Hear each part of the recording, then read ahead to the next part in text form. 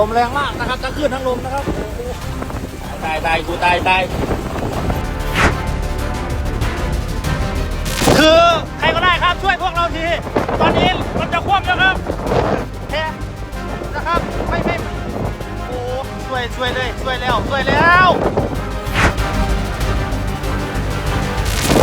ตายพอเดี๋ยวแค่จะความเหยียบไว้มาอยู่ฝั่งนี้เร็วๆมันอยู่กลางเร็วๆ